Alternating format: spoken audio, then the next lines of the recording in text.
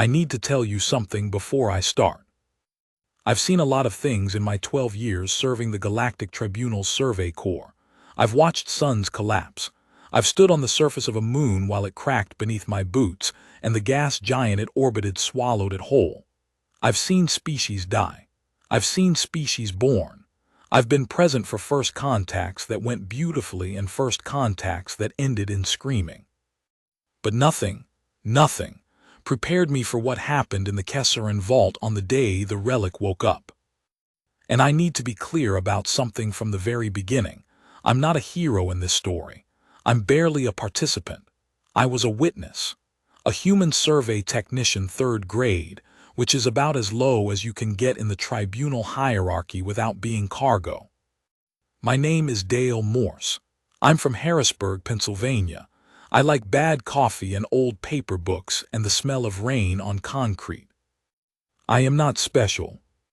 That's the part nobody seems to understand when I try to explain what happened. They look at me and they see the crown, or what's left of the impression the crown made, and they assume I did something remarkable. They assume I earned it somehow, that there was a test and I passed, and the whole thing makes clean, tidy sense. It doesn't.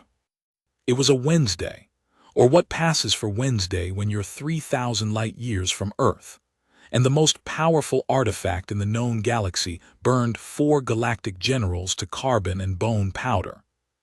And then it turned around and looked at me. Chapter 2, The Setup. Let me back up about 6 months. The Survey Corps got the assignment in early spring, Earth relative time. The mission brief was thin, which was always a bad sign. Thin briefs meant someone high up in the tribunal didn't fully know what they were sending us into but also didn't want to admit that. So they kept the language vague. Exploratory assessment of suspected preconvergence site on planetoid KV-7 in the outer reach. Standard survey protocols. Low threat assessment. Low threat assessment. I'm going to let that sit there for a second. Our crew was 8 people. 6 of them were alien, which was normal. The tribunal was big on mixed resource teams, which was their polished way of saying they liked having humans around because we were cheap to feed and hard to break, and occasionally useful in situations that stumped everyone else. There was Vessel Commander Orenselt, a Meridian, tall, gray-skinned, 4-armed, spoke like he was reading a legal document even when he was telling you to pass the salt. There was Pathfinder Tekka, a boorish female with iridescent scales and this habit of tilting her head 45 degrees when she was confused, which meant she spent most of her time around humans looking like she had a crick in her neck. There were 2 Davorian engineers whose names I could never pronounce correctly, so they eventually told me to call them Crick and Thatch, which they seemed to find amusing. And there was Len. Len was Sayorian. Blue-gray skin, about 5 feet tall, eyes the color of deep ocean water, and the sharpest mind I have ever encountered in any species. She was our lead archaeologist. She was also, incidentally, the one who figured out what the relic actually was, about 3 seconds before it killed everyone except me. I should tell you about Len more, because she matters. She'd been studying preconvergence sites for 18 years. For those who don't know the history, the convergence was the event, roughly 11,000 years ago, that brought the current galactic civilizations into contact with each other. Before the convergence, there were civilizations, plural, ancient, deeply strange, that had risen and fallen without ever meeting. The preconvergent species were gone by the time anyone else came looking. Nobody knew why. Nobody knew how. The ruins they left behind were scattered across dead worlds and frozen moons, and the occasional asteroid that had drifted far enough from its origin point that it took centuries to find. Len had dedicated her life to trying to understand what those vanished civilizations had been. She talked about them the way some people talk about lost family. With this quiet, aching reverence that made you want to listen, even when the technical details went over your head. She'd been the one to flag the KV-7 signal. 6 months before the mission, a deep space probe had picked up a faint energy signature from the planetoid, something that didn't fit any natural geological pattern. It was rhythmic, almost like breathing.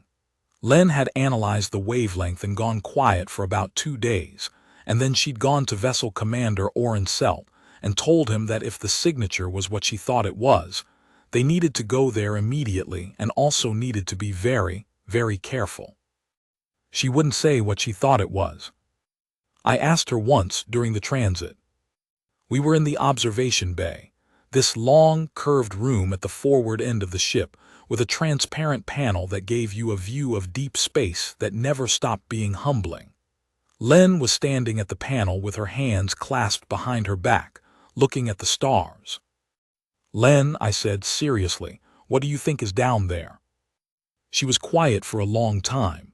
Then, "Have you ever heard of the founding artifacts?" "No. Most haven't. They're theoretical, or were theoretical." She paused. "The ancient records, not Meridian records, not Sayorian, the old records, the ones found in pre-convergent sites, they describe a series of objects created by the civilization we call the progenitors, the species that may have seeded life across this galaxy before disappearing. The artifacts were described as tools, or tests, depending on the translation." "Tests for what?" She turned and looked at me with those deep ocean eyes. "For whoever came after them." I didn't know what to say to that, so I said, "And you think the signal on KV-7 is one of those?" "I think," she said carefully, "that if it is, we are not the only ones who have detected it. And I think that the tribunal is going to send people with larger ships and more authority than ours the moment they figure out what it might mean." She was right about that. She was right about almost everything. KV-7 was small, about the size of Pluto, and it had no atmosphere worth mentioning, just a thin skin of frozen nitrogen that crackled under your boots like walking on old cellophane. The surface was gray-brown, covered in ancient impact craters, and the light from the distant sun was so weak that everything existed in permanent blue-tinged twilight. We sat down near the signal source. Our suits were standard Survey Corps issue, not military, not reinforced, just serviceable environmental suits with basic telemetry and a 6-hour air supply. The kind of gear you wore when you expected a boring day. The entrance to the vault, and it was immediately clear it was an entrance, not a natural formation, was a rectangular depression in the planetoid's surface, about 40 meters wide and 20 meters deep. The edges were too precise. The angles were too exact. Nature doesn't make perfect rectangles. Whatever had cut this depression had done it deliberately, thousands of years ago, and the material it was cut into was some kind of stone analog that had resisted 11 millennia of cosmic radiation without a scratch. Len stood at the edge of that depression for a long time before she went down. "Careful," she said, to all of us, but she was looking at me when she said it. The inside of the vault was. Okay, I've tried to describe this to people about 40 times since it happened, and I always fall short. Language fails in certain rooms. This was one of those rooms. It was large, larger than it had any right to be given the dimensions of the entrance. The ceiling was at least 60 meters up, and it was covered in something that wasn't quite bioluminescence and wasn't quite technology, but was somehow both. These slow-moving patterns of soft silver light that drifted like schools of fish through water. The walls were covered in engravings, not primitive scratches. Intricate, interlocking geometric designs that seemed to shift slightly when you looked at them from different angles. The floor was perfectly smooth and slightly warm, even through the suit insulation, and when you took a step it sent out these quiet, circular ripples of light, like dropping a stone in still water. And in the center of the room, on a raised platform of the same ancient stone, was the relic. It was a crown. That was the first thought I had. It's a crown. It had that shape, that posture somehow, like it was resting rather than simply sitting. It was made of something dark, not quite metal, not quite stone, shot through with veins of the same silver light that moved through the ceiling. It was about the size of something a large human head could wear. It sat alone on the platform with this absolute stillness that somehow communicated immense presence, the way a sleeping predator can fill a room with awareness even when it's not moving. Len made a sound I'd never heard from her before, a soft, fractured exhale, like something between awe and grief. "Oh," she said, "oh, it's real." "What is it?" Orenselt asked. "It's a crown of reckoning," she said. "I thought in the old accounts I thought they were metaphorical. I didn't think they actually." "Len," I stepped up beside her, "what does it do?" She turned to look at me, and her expression was one I've thought about many times since. It was not frightened exactly. It was something closer to resolved, like someone standing at the edge of something enormous, accepting the enormity. "It judges," she said. Chapter 3: Build Tension. We were in the vault for about 4 hours before the other ships arrived. That was enough time to take measurements, catalog the engravings, and for Len to fill several data pads with frantic, handwritten notes. She didn't touch the relic. She was very clear about that. "Nobody touches it," she said. "We observe, we document, we don't touch." Everyone agreed. Everyone kept their distance. The energy readings from the crown were extraordinary. My handheld scanner, which was calibrated for standard preconvergence energy signatures, simply stopped functioning when I pointed it at the platform. The display went blank. Not error messages, just blank, like the device had decided this particular data was beyond its vocabulary. Crick and Thatch had the same experience with their more sophisticated equipment. Len worked by eye and by note. She moved around the platform slowly, speaking quietly into her recorder, referencing specific geometric patterns in the engravings, connecting them to what she'd read in the ancient texts. Her voice was steady, but her hands were shaking. "The Crown of Reckoning appears in 7 separate preconvergence accounts from 3 distinct archaeological sites," she murmured, not quite speaking to any of us. All 3 sites were separated by a minimum of 2,000 light-years. All 3 accounts describe an object created by the progenitors as a test of worthiness for. She stopped. "For what?" Tekka asked, her head tilted at the maximum possible angle. Len hesitated.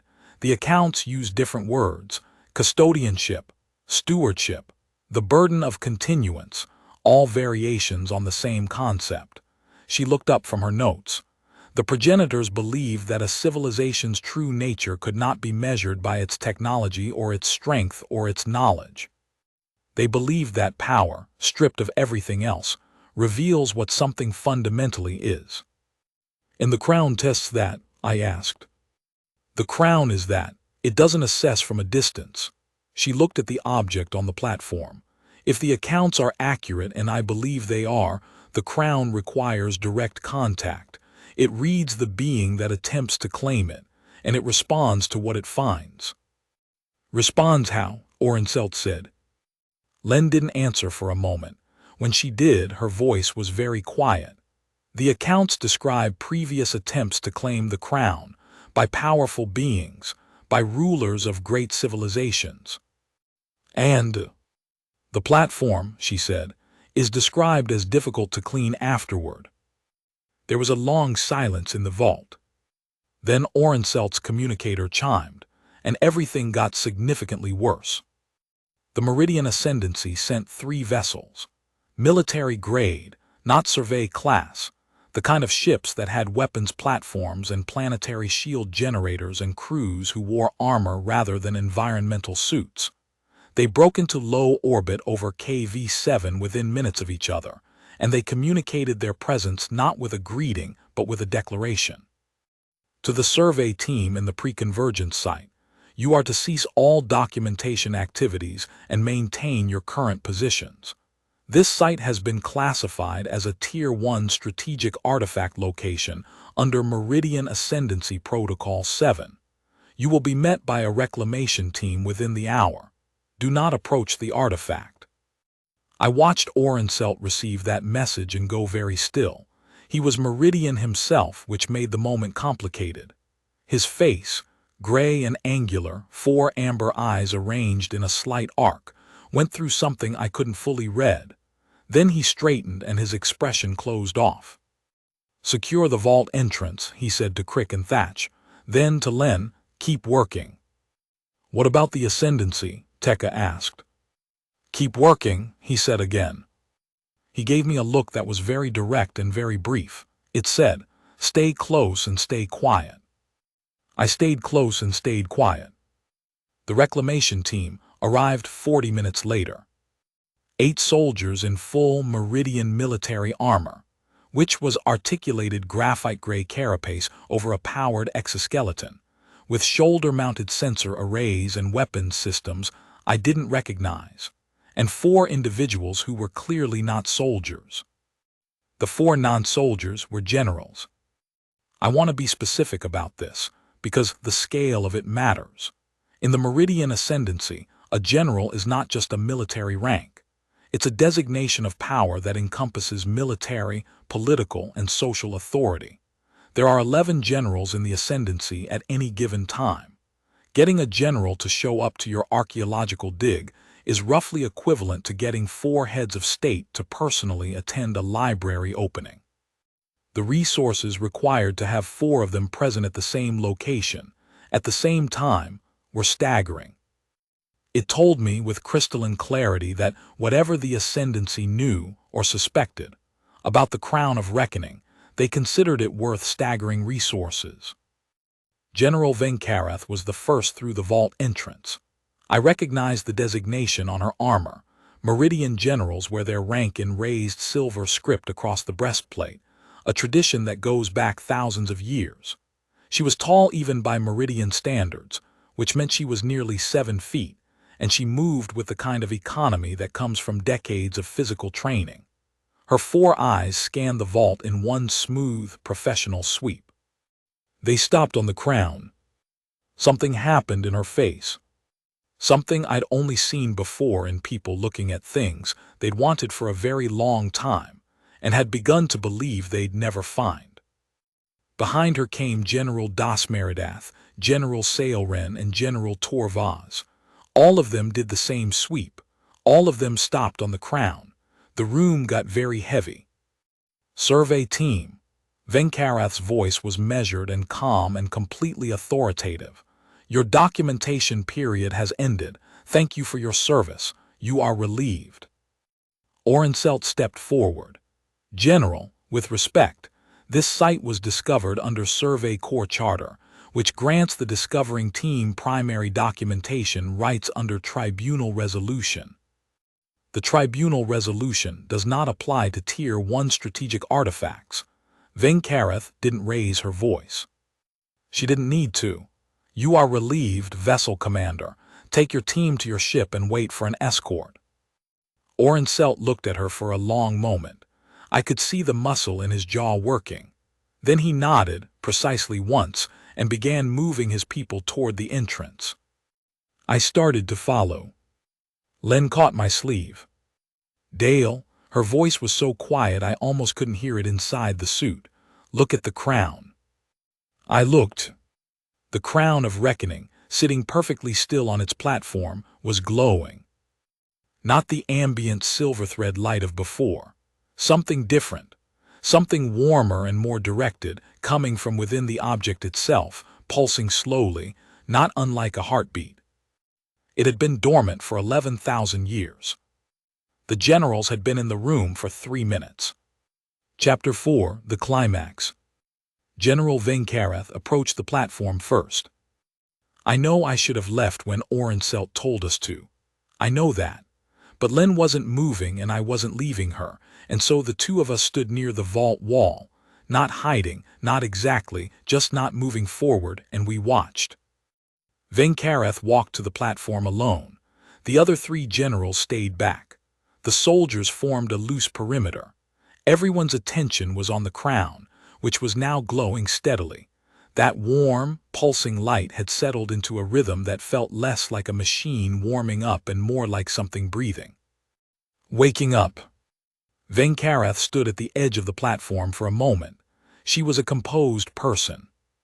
You could see it in everything about her: the set of her shoulders, the stillness of her hands, the controlled quality of her breathing. She had faced wars. She had made decisions that cost tens of thousands of lives and had lived with those decisions with unflinching clarity. She was not a person who hesitated out of fear. She reached down and took the crown. The light in the vault changed. The warm pulse became something else, faster, not rhythmic anymore, more like a language, like data being transmitted at a speed that made my eyes water trying to track it. The silver patterns on the ceiling stopped their slow drift and began moving in tight, rapid spirals. The floor's ripple light went from subtle to blinding. Venkarath lifted the crown over her head. For 1 second, 1 full second, nothing happened, and I thought with a ridiculous wash of relief, maybe it's fine, maybe she passes, maybe this is okay. Then the crown descended. And the light it released was not warm. It was white and absolute, and it made no sound, which somehow made it worse than if it had screamed. It simply expanded outward from the platform, through Venkarath, through the air around her. And General Venkarath was gone. Not injured, not knocked back, gone. There was a thin column of gray ash where she had been standing. The kind of fine, dry, weightless ash that drifts when air moves. It drifted now, spreading slightly across the platform in the stillness of the vault's sealed air. The soldiers didn't move. The other 3 generals didn't move. I realized I'd stopped breathing. Len was gripping my arm, so hard I could feel it through the suit. "I tried to warn them," she whispered. "I wanted to warn them." General Das Meridath was the next to approach. He was broader than Venkarath, a veteran of what the Meridian called the Caloran Suppression, a conflict that most of the galaxy referred to as a war crime. He'd survived things that would have killed anyone else, and he walked to that platform with the absolute confidence of a person who had decided, somewhere in the back of his mind, that the universe simply could not stop him. He lifted the crown. He lasted less time than Venkarath. The light was faster this time, more decisive somehow, like it had made up its mind before he'd even finished the motion. He went to Ashmidark. The crown settled back to the platform on its own, gently, like it had been set down by careful hands. The soldiers still hadn't moved, but their discipline was cracking. I could see it in the small twitches and shifts that armor doesn't fully hide, the micro-adjustments of people who were very close to running. "The crown reads intent," Len said, so quietly now that she was barely voicing the words. "That's what the accounts say, not just power, not just worthiness in any measurable sense. Something deeper, something about what the being wants the power for." "What does it want the power for?" I asked. "That's the question," she said. "That's always been the question." General Sailren had been watching the other 2 die and had apparently decided that the failure was procedural, that there was something in the approach, the posture, the intention that could be managed correctly. She conferred quietly with General Torvaz for about 2 minutes, and then she approached the platform in what looked like a deliberately meditative state, shoulders relaxed, movement slow, the kind of studied calm that comes from practiced meditation techniques. She was the most controlled and the most self-aware of the 4. I'd heard her name before, actually. She was known for a philosophy of power that emphasized restraint and custodianship. The word stewardship appeared frequently in her public addresses. She had, by Meridian standards, a genuine ethical framework. She reached for the crown. The light was different this time. It held longer. There was a quality to it that felt almost curious, like it was looking harder, considering more carefully. And then it made the same decision it had made twice before. Sailren's ash was slightly different from the others. It fell more slowly, drifting in a small spiral before settling, and I've never been able to fully explain why that felt sadder than the other 2. Maybe because her intentions were the closest to the right ones, and the crown still said no. Maybe because close doesn't matter to something that old. The room was very, very quiet. General Torvaz, the last of the four, was standing 10 meters from the platform. He was looking at the ash of three of the most powerful beings in the Meridian Ascendancy. His face was doing something I recognized even across species, even under armor, processing. He was running the calculation that every person runs when they've just watched something extraordinary and terrible happen, and are deciding whether they are different enough from the dead to survive what killed them. He walked to the platform. I understood it. I don't judge him for it. The crown of reckoning was the most significant object ever found in the post-convergence era. 4 generals would have died for far less if they had believed the reward was sufficient. He lifted the crown with something that might have been desperation, or determination, or a prayer. The light took him before his hands were fully extended. And then the vault was silent. The soldiers stood motionless in their perimeter positions for approximately 30 seconds. Then one of them, quietly, efficiently, without speaking, turned and walked toward the exit. And then the others did the same, one at a time, not running, moving with the controlled urgency of people who had decided that their mission parameters had exceeded all reasonable bounds and that nobody, not the Ascendancy, not the Tribunal, not anyone, could blame them for what they were about to do.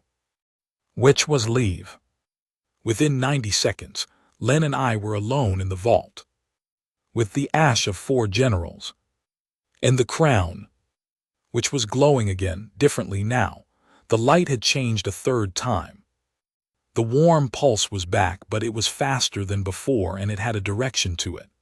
Not a source exactly. It was coming from everywhere in the room, but a vector, an orientation, like a compass needle settling on north. It was pointing at me. I know how that sounds. I know. But Len felt it too. She let go of my arm and took a step back slowly, like she was backing away from something alive. And she looked at me with an expression that I will carry with me until I die. This complex, fractured thing that was grief and wonder and relief and terror, all pressed together into one look. Dale, she said. I see it, I said. You don't have to. I know. I looked at the crown. It was glowing steadily now, waiting. There was no urgency in it, no impatience, no compulsion. It wasn't pulling me forward or pushing me toward the platform. It was simply present, fully, absolutely present, in a way that made the rest of the vault feel like background. I thought about Harrisburg. I thought about the specific smell of rain on concrete and why it comforts me in a way I've never been able to fully articulate. I thought about my father, who was a mechanic, and who used to say that the most important thing any tool ever had was a clear purpose, and that a tool without a clear purpose was just dead weight. I thought about what Len had said. What does it want the power for? That's always been the question. I walked to the platform. Up close, the crown was more, I don't know how to say this, more specific than it had looked from a distance. The dark material it was made from had depth to it, like looking into water that had no bottom. The silver veins weren't just light.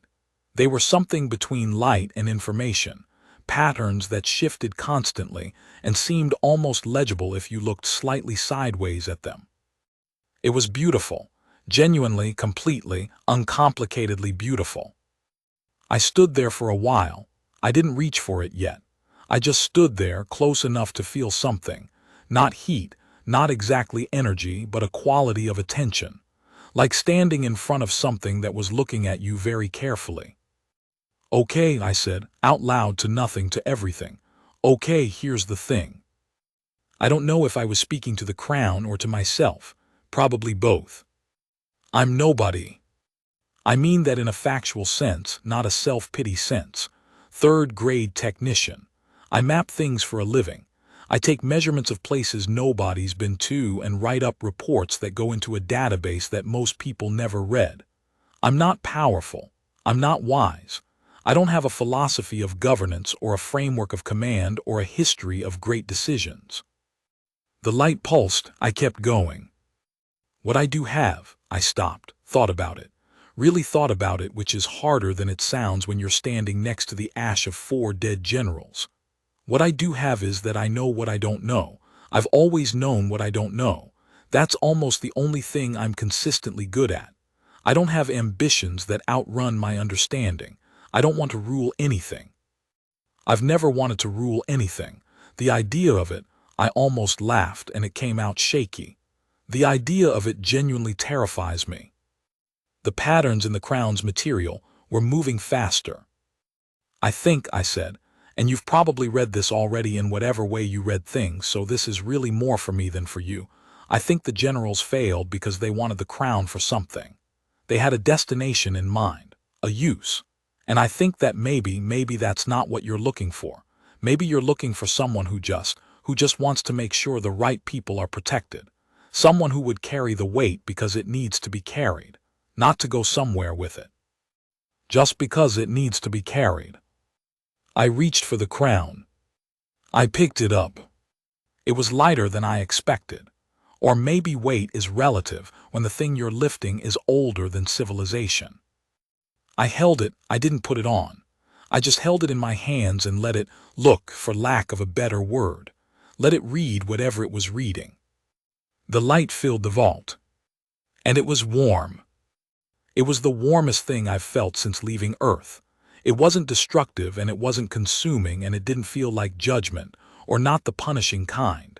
It felt more like recognition, like someone looking at you after a long time and saying, yes, there you are. I stood there in the middle of that light for what felt like a long time. Then it faded gently, and I was still holding the crown and I was still standing, and I was not ash. Len made that sound again. The soft, fractured exhale, but this time it was different. This time it was relief. Part 2, The Weight of the Crown. Chapter 5, The Aftermath. I set the crown back on the platform before we left the vault.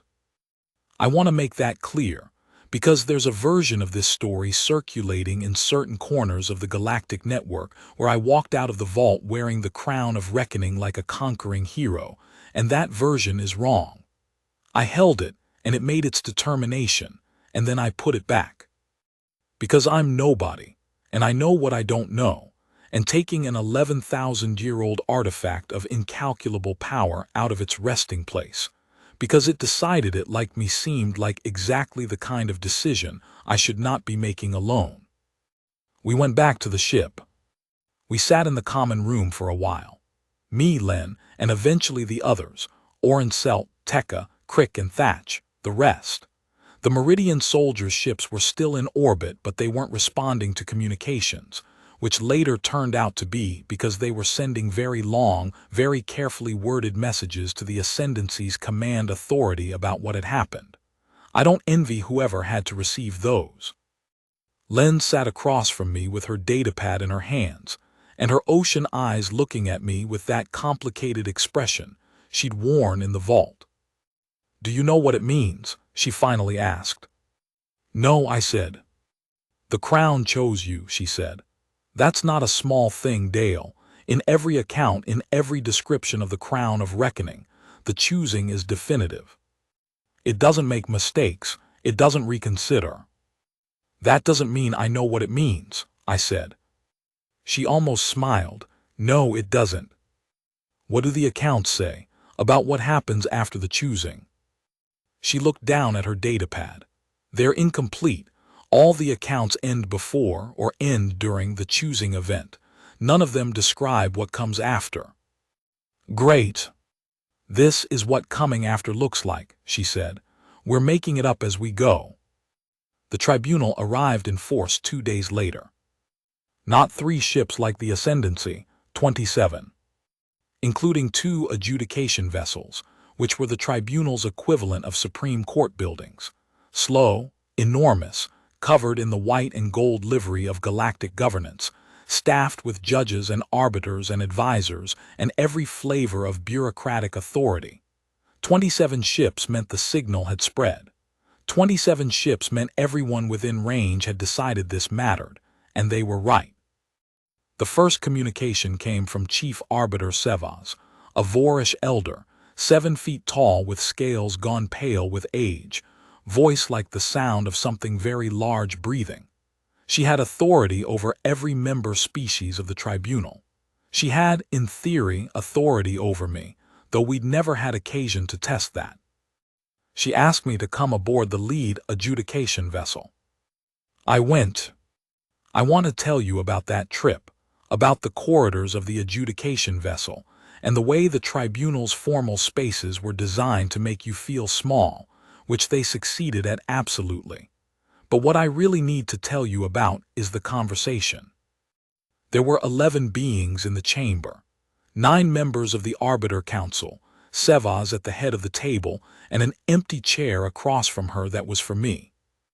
I sat in the empty chair. Sevas looked at me for a long time without speaking. Her eyes, Vorish eyes, faceted amber gold, moved over me with the kind of thoroughness that made you feel like you were being read in a language you didn't know you were written in. "Tell me what happened," she said. I told her all of it. I tried to be precise. I mentioned the generals and what happened to them, not because I wanted to cause problems for the ascendancy, but because leaving out the central event of the story seemed dishonest, and I've never been good at strategic dishonesty. I told her about picking up the crown and what I said and what I felt. When I was done, there was a silence that went on long enough to be meaningful. "You put it back," Sevas said. "Yes." "Why?" I thought about it. Because I'm a survey technician. I map things, I write reports. I don't have the infrastructure to be whatever the crown wants me to be. If it wants a custodian, it needs the custodian to have support, authority, resources, a framework. I can't build that on my own. The decision about what the crown's choosing means is bigger than me. It involves every species in the tribunal. It involves everyone. I put it back because the decision about what comes next belongs to more people than just me. Another silence. "That," said one of the arbiters, a Davorian I didn't recognize, "is possibly the most politically sophisticated thing a third-grade technician has ever said in this chamber." "I'm not being political," I said. "I'm being honest." "Sometimes," Sevas said, "those are the same thing." Chapter 6, The Debate. What followed was 6 weeks. 6 weeks of depositions and hearings and formal assessments and political negotiations that I was technically at the center of, but practically at the margins of, which suited me perfectly. The tribunal went back and forth about what the crown's choosing meant in terms of galactic law, which was extensive and labyrinthine, and featured more footnotes than I'd thought any legal system could accommodate. The Meridian Ascendancy sent formal communications that managed to be simultaneously apologetic about the generals and extremely interested in whatever conclusions the tribunal reached.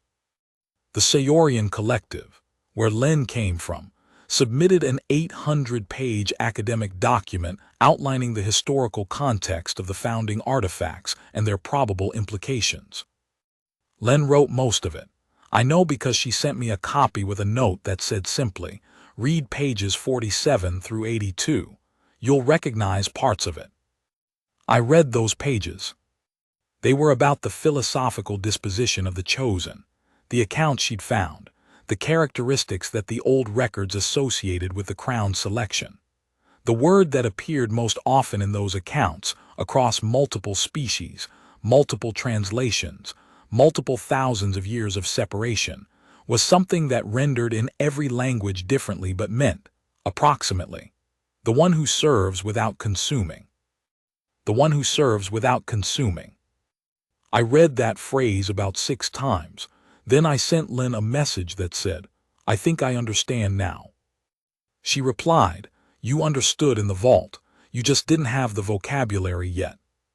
The formal proceedings culminated in what the tribunal called an exceptional designation hearing. A gathering of representatives from every member species, held in the main chamber of the lead adjudication vessel, with records being transmitted in real time to every inhabited system in tribunal space. Chief Arbiter Sevas presided. I sat at a table by myself, which sounds lonely, but Lynn was in the gallery, which helped. The tribunal has reviewed the events on KV7 in their entirety, Sevaz said. Her voice carried through the chamber's acoustic design with perfect clarity. We have consulted the historical records, the scientific assessments, the testimony of witnesses, and the physical evidence preserved on site. We have reached several conclusions. She looked at me, everyone looked at me. The Crown of Reckoning is a real and functional preconvergence artifact of extraordinary classification. Its mechanism of selection is real. Its selection of Dale Morse of Earth is real, and under the progenitor accord, a legal framework that had been excavated from ancient records over the past 6 weeks in some seriously impressive archival work, carries legal standing as a designation of custodial authority. I kept very still. This does not, Sevaz continued, confer upon Dale Morse the rank or powers of a tribunal member, a galactic ruler, or a military authority. The progenitor accord is specific. Custodial authority is advisory in nature, attached to the artifact itself, and operative only in matters directly concerning the founding artifacts and their implications. That means, one of the other arbiters said, addressing the gallery, clarifying for the record, that the human Morse has standing to advise the tribunal on matters relating to the crown and the other founding artifacts, should they be found. His counsel is not binding. His access to the artifact is protected. His physical safety is guaranteed under tribunal protection. In simple terms, Sevaz said, looking at me directly, you are not a king, you are not a general, you are a custodian. The difference is everything. I know, I said. And for the first time in 6 weeks, I didn't feel the weight of the proceedings pressing down on me. Something settled. Something made sense. Chapter 7, The Return. We went back to KV7. A larger team this time. A full tribunal research contingent, archaeological specialists from 8 different species, security personnel, and a crew of technical experts including, at my request, Len, Tekka, Orenselt, Crick, and Thatch. My original survey team. The vault was exactly as we'd left it. The ash of the 4 generals was still on the floor, preserved in the sealed, still air of the room undisturbed. There was something about seeing it again that hit me harder than I'd expected, not guilt exactly, but a weight. Those were people. Complicated, powerful, flawed, ambitious people, but people. They'd reached for something they believed they deserved, and the universe had answered them with absolute clarity. I walked to the platform. I stood in front of the crown. Up close again, it was exactly as I remembered. Dark material with no bottom to it. Silver veins full of moving light that felt like language. That quality of absolute attention. The tribunal observers hung back. I'd asked them to. Some of them hadn't liked that, but Sevaz had backed me up, and when Sevaz backs you up, people back down. Len stood at my shoulder. What are you going to do? She asked. I don't know yet, I said. I think I need to ask it something. The accounts don't say it communicates directly. The accounts don't say I survived the touching either, I pointed out. She conceded that with a tilt of her head. I looked at the crown. I thought about what I wanted to know, not what I wanted, what I needed to understand. There was a difference, and I tried to be precise about it. I'm back, I said, quiet just between me and it. You chose me. I put you back because I needed to figure out what that meant before I did anything irresponsible with it. I think I have some idea now, but I need to know, I paused. I need to know if there are others. If the accounts are right, if the progenitors made more than one of these, then wherever they are, whatever they're waiting for, I have a responsibility to make sure the process is right. To make sure it doesn't go the way it went here, before I arrived. I put my hand on the crown. The light came, immediately, that warm and full room warmth. And something happened that I can't fully explain, and have struggled to put into words ever since. It wasn't vision. It wasn't quite thought. It was more like the room becoming larger, the space behind my eyes opening into something vast and mapped and full of specific, pulsing lights. A galaxy but felt rather than seen. And in that felt galaxy, specific locations, not coordinates I could read or remember, but impressions. Impressions of places where the same ancient attention existed, waiting, in the same patient and absolute way. There were 7. 7 more. The light faded. I took my hand off the crown. 7, I said. Len's voice was very careful. 7 what? 7 more, I said. Wherever the progenitors left them, 7 more of these. Silence in the vault. Then from behind me, one of the tribunal observers, 7 more founding artifacts. 7 more chances, I said, for whoever gets there first to either do this right or, I looked at the ash, or do it wrong. Chapter 8, The Resolution. The tribunal's response to that information was predictable in its scale and complicated in its specifics. They convened immediately. They argued for 3 days. I was present for most of it, which was interesting in the way that watching a very large machine try to change direction is interesting. The gears, the counterweights, the enormous effort required to shift momentum. 7 more artifacts meant 7 more potential designation events. 7 more opportunities for the wrong people, or the right people, to reach them first. We need a protocol, Sevaz said on the second day of deliberations. A procedure for locating the artifacts, for approaching them correctly, for... You need someone who's been through it, I said. I didn't mean to interrupt. She looked at me. I'm sorry, I said, but that's the practical answer, isn't it? The protocol for approaching the crown isn't a policy. It's not a set of guidelines you can write down and distribute. The accounts got it wrong. Multiple pre-convergence records got it wrong because they described what happened but not why. And when it came down to it, 4 generals went to ash because they were working from an incomplete model. I paused. I don't know if what worked for me will work for the next person. I genuinely don't. But I can tell you what I understood standing on that platform. And that's something. Then tell us, Sevaz said. So I told them. I told them that the crown wasn't testing for wisdom, exactly, or virtue, exactly, or any one quality that a species could select for or a candidate could cultivate. I told them that what I understood, from the experience, from the light, from whatever the crown was doing when it was looking at me, was that it was testing for relationship.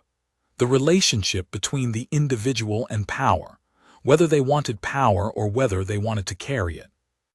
Whether their ambition was directional or whether it was structural. Whether they were trying to get somewhere with power or whether they understood, at a cellular level, that power was a weight to be distributed rather than a destination to be reached. That's a very specific thing to understand, one of the arbiters said. How does one select for it? You probably don't, I said. I think that's the point. The progenitors designed something that resists selection. You can't breed for it, you can't train for it. You can't send the right candidate. You have to send people and let the crown do what the crown does, and some of them won't survive, and the ones who do will be the right ones, and that process is brutal and terrible and also, I think, correct. There was a very long silence. The cruelty of it, Len said from her seat in the gallery, and she rarely spoke out of turn, so when she did, people listened, is engineered. That's what the old accounts describe when you read them closely. Not an accident of design, an intentional feature. The crown has to do something terrible to the wrong candidates because the cost of a wrong choice at the scale the progenitors were considering is catastrophic. They built the severity into it. What scale were they considering? Someone asked. Len looked at them steadily. Galactic custodianship, management of the conditions under which all life in this galaxy develops. The founding artifacts taken together aren't tools for governing existing civilizations. They're tools for, she paused. The best translation I've found is tending. The way you tend a garden, ensuring that the conditions remain right for life to develop, for civilizations to rise, For everything we are to have the space to be. The chamber was very quiet. The progenitors, she continued, disappeared 11,000 years ago. Before they did, they left these, because the work doesn't stop when the workers are gone. Somebody has to tend the garden. I'm going to tell you what it's like now. It's been 8 months since KV7. I'm still third-grade technician on paper.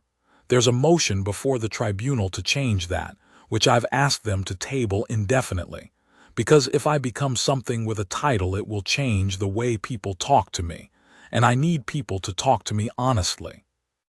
I have a different assignment now, which is called, officially, Custodial Advisor to the Council on Founding Artifacts, and which is the most bureaucratic possible way of saying that when the next artifact is found, they call me first.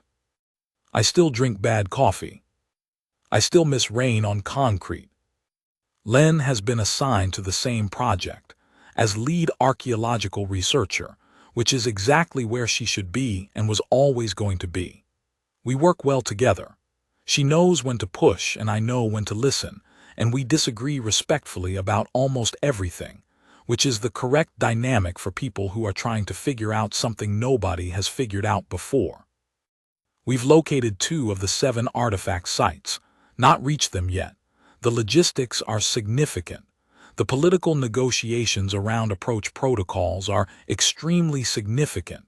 Everyone wants to be involved, and the most important thing about the next approach is that it cannot look like the KV7 approach. No military, no generals. No resource-staggering show of force that announces, loudly and clearly, that whoever arrives is arriving to take something. I've been very clear about that part. The crown of reckoning is still in the vault on KV7. The tribunal proposed moving it to a secure facility. I proposed leaving it where it was. We reached a compromise. A research station has been established on the surface. The vault is monitored and protected, and the crown stays on its platform, where it's been for 11,000 years. Where it should stay until the work that needs doing is clear. Chapter 9: The Wait. I want to be honest with you about something before I end this. There are days when the weight of all of this is not comfortable. When I wake up in the middle of the ship's night cycle, and I lie there looking at the ceiling, and I think about those 7 pulses of presence I felt through the crown, and about the fact that each of those sites has probably already been noticed by someone, and about the speed at which information moves through a connected galaxy, and I feel something adjacent to panic. Because the crown of reckoning chose me, and I understand that, and I've made my peace with what I think it means, but I also know what it didn't give me. It didn't give me answers. It didn't give me a map or a manual or a clear set of instructions. It gave me standing. It gave me the weight of the responsibility. And weight is just weight. You carry it or you put it down, but having it doesn't make you stronger. Len says that's the point. She says the progenitors understood something about custodianship that most civilizations forget. That the person who is most equipped to carry a burden is not the person who is unaffected by its weight. It's the person who feels the weight completely, who knows exactly how heavy it is, and who carries it anyway. Not because they can, but because they've decided it needs to be carried. I think about that on the hard nights. I think about Harrisburg and bad coffee and my father's hands. I think about what it means to serve without consuming, to carry without arriving, to tend without owning, to remain the person you were even when the universe is doing its level best to make you into something larger and more convenient for its narrative. I'm a survey technician. I map things. And right now, what I'm mapping is the territory between where we are and where the progenitors hoped we'd get to. It's unmapped. It's uncertain. It has places that look safe and turn out to be dangerous, and places that look dangerous and turn out to be necessary, and every step requires judgment rather than protocol. I don't know if I'll get it right.